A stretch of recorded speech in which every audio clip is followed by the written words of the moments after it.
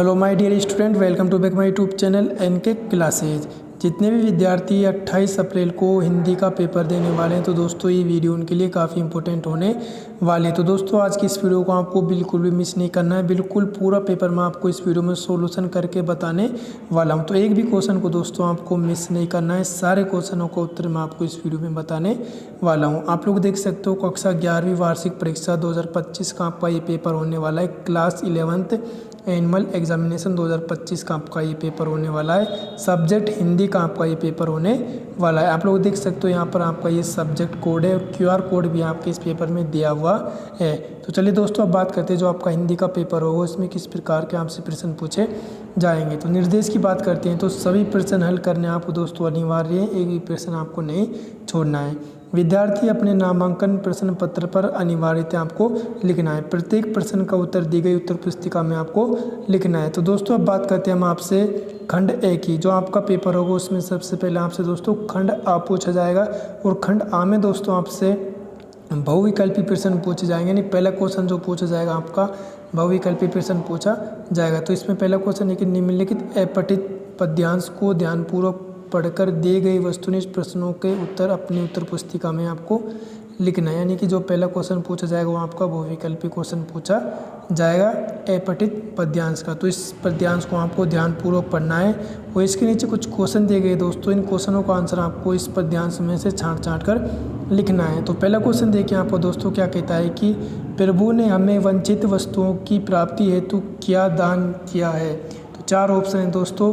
तो इसका आपका राइट आंसर क्या हो जाएगा? ऑप्शन ए आपका करेक्ट आंसर हो जाएगा कर दान। फिर दूसरा देखिए वंचित वस्तुओं को प्राप्त न कर सकने में किसका दोष है। तो किसका दोष है? दोष है इसमें स्वयं का। तो इसको ऑप्शन डी आपका एकदम करेक्ट आंसर हो जाएगा। फिर नेक्स्ट क्वेश्चन देखिए कि मानव को किसके योग्य बताया है। तो मानव को किसके योग्य बताया है दोस्तों? इसका आपका राइट आंसर हो जाएगा गौरव के योग्य। तो इसका ऑप्शन सी आपका एकदम करेक्ट आंसर हो जाएगा। फिर नेक्स्ट क्वेश्चन देखिए इस काव्यांश को क्या प्रेरणा दी गई है। तो इसका आपका राइट आंसर क्या हो जाएगा दोस्तों? इसका आपका हो जाएगा ऑप्शन से यानी निज लक्ष्य निरंतर वेदने की। तो इसका ऑप्शन से आपका करेक्ट आंसर हो जाएगा। अब बात करते हैं दोस्तों आपके नेक्स्ट क्वेश्चन की। तो अब देखिए दोस्तों ये पूछा गया कि निम्नलिखित गद्यांश को पढ़कर दिए गए प्रश्नों के आपको उत्तर देने। यहाँ आपका दोस्तों गद्यांश है। इस गद्यांश को आपको ध्यानपूर्वक पढ़ना है और इसके नीचे आपको कुछ क्वेश्चन दिए गए हैं दोस्तों। इन क्वेश्चनों का आंसर आपको इस गद्यांश में से छांट कर लिखना है। जैसा कि पहला क्वेश्चन देखिए आपका कि प्रस्तुत गद्यांश का उचित शीर्षक है। तो इसका उचित शीर्षक क्या हो जाएगा? प्रकृति और मानव। तो इसका आपका ऑप्शन से आपका करेक्ट आंसर हो जाएगा प्रकृति का महत्व। क्या हो जाएगा दोस्तों? प्रकृति का महत्व। तो इसको ऑप्शन से आपका करेक्ट आंसर हो जाएगा। फिर सेकंड क्वेश्चन देखिए आपका क्या कहता है। सेकंड क्वेश्चन की हम बात करते हैं दोस्तों। सेकंड क्वेश्चन देखिए आपका क्या कहता है कि मानव मन कर्मों में उबने पर किसका आश्रय लेता है। तो किसका आश्रय लेता है दोस्तों? प्रकृति का। तो इसका ऑप्शन ए आपका एकदम करेक्ट आंसर हो जाएगा। फिर नेक्स्ट देखिए प्रकृति का क्षेत्र है। तो प्रकृति का क्षेत्र क्या है दोस्तों? व्यापक। तो इसको ऑप्शन पे आपका एकदम करेक्ट आंसर हो जाएगा। उसके बाद हम नेक्स्ट क्वेश्चन की बात करते हैं। देखिए दोस्तों प्रकृति हर रूप वे एवं दशा में मानव को क्या करती रहती है। तो दोस्तों क्या करती रहती है? संहार करती रहती है। तो इसको ऑप्शन है आपका करेक्ट आंसर हो जाएगा। अब बात करते हैं दोस्तों आपके सेकंड क्वेश्चन की।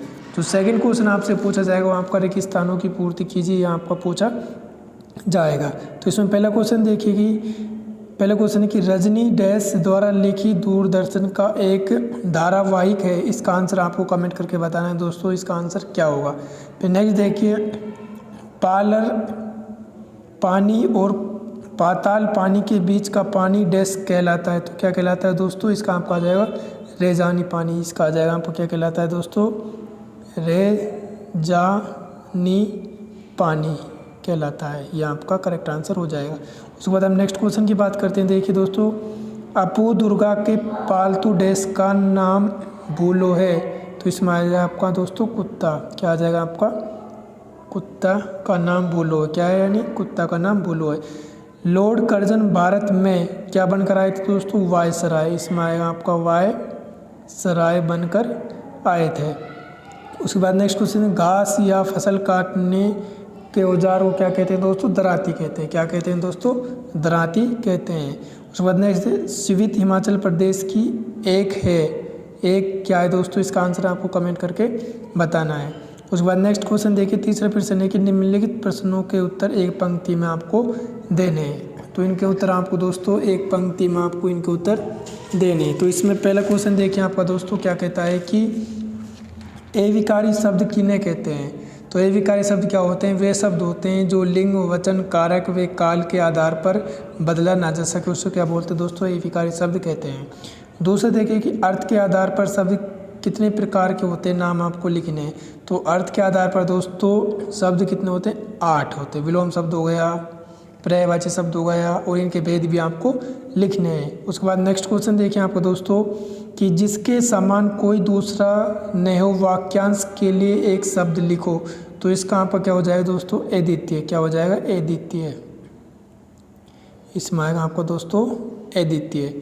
उसके बाद नेक्स्ट क्वेश्चन देखिए आपका दोस्तों क्या कहता है कि जो शब्द एक समान अर्थ वाले प्रतीत होते हैं किंतु उनमें अर्थ की सूक्ष्म भिन्नता होती है, ऐसे शब्द कहलाते हैं। तो दोस्तों ऐसे शब्द क्या कहलाते हैं दोस्तों, समोच्चरित शब्द कहलाते हैं, समोच्चरित शब्द कहलाते हैं। उसके बाद आप नेक्स्ट क्वेश्चन देखिए कि विशेष क्रम में संयोजित सार्थक शब्द के समूह को शब्द कहते हैं। क्या कहते हैं, शब्द कहते हैं। उसके बाद नेक्स्ट क्वेश्चन देखिए कि रचना के आधार पर वाक्य के भेद के कितने होते हैं, कितने भेद होते हैं। तो 3 भेद होते हैं और उनके नाम लिखने हैं दोस्तों आपको। एक हो जाएगा आपका सरल वाक्य, एक संयुक्त वाक्य, एक मिश्र वाक्य। तो 3 होते हैं। उसके बाद हम नेक्स्ट क्वेश्चन की बात करते हैं। तो मियां नसरुद्दीन ने नानबाई का ये हुनर कहाँ से सीखा। तो कहाँ से सीखा दोस्तों, खानदान से सीखा। सत्यजीत राय किस प्रकार की फिल्मों के निर्माता थे, ये आपको बताना है। शिव शंभू के चिट्ठे नामक रचना के रचनाकार कौन थे दोस्तों, ये आपको बताना है कि रचनाकार कौन थे शिव शंभू के। तो इसमें बालमुकुंद गुप्त। उसके बाद नेक्स्ट क्वेश्चन देखिए कि हिंद में सोनेट छंद को स्थापित करने वाले कवि का नाम क्या है, ये आपको बताना है दोस्तों। इसका आंसर कमेंट करके बताना है। अब बात करते हैं आपके खंडबा की। तो खंडबा की बात करते हो तो देखिए इसमें कि निम्नलिखित लघुवात्मक प्रश्नों को उत्तर आपको 40 शब्दों में देने कि समाचार लेखन में 6 प्रकार कौन कौन से आपको नाम लिखने, जैसे कौन, कब, कैसे, ये सब आपको लिखना है। नेक्स्ट है कि संपादकीय किसे कहते हैं। संपादकीय लेखन में ध्यान देने योग्य किन्हीं 2 बातों को आपको लिखना है। विद्यालय में आयोजित वार्षिक उत्सव पर आपको एक प्रतिवेदन तैयार करना है। जनसंचार की परिभाषा आपको लिखनी है। जनसंचार माध्यम में इंटरनेट की भूमिका के बारे में आपको संक्षेप में लिखना है। उसके बाद बात करते हैं हम दोस्तों हम आपके खंड सा की। खंड सा में आपसे प्रश्न 5 है कि निम्नलिखित गद्यांश की 6 प्रसंग आपको व्याख्या करनी है।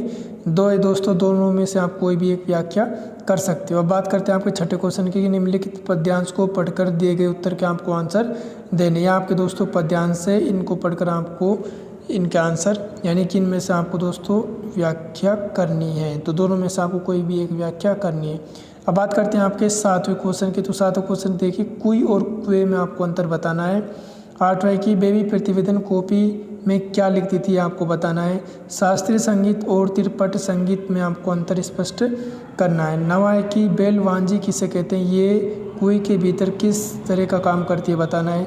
मरुभूमि में पाई जाने वाली खाड़ियों, पट्टी और रेजानी पानी में क्या संबंध है, आपको स्पष्ट करना है। अब बात करते हैं आपके खंड द की।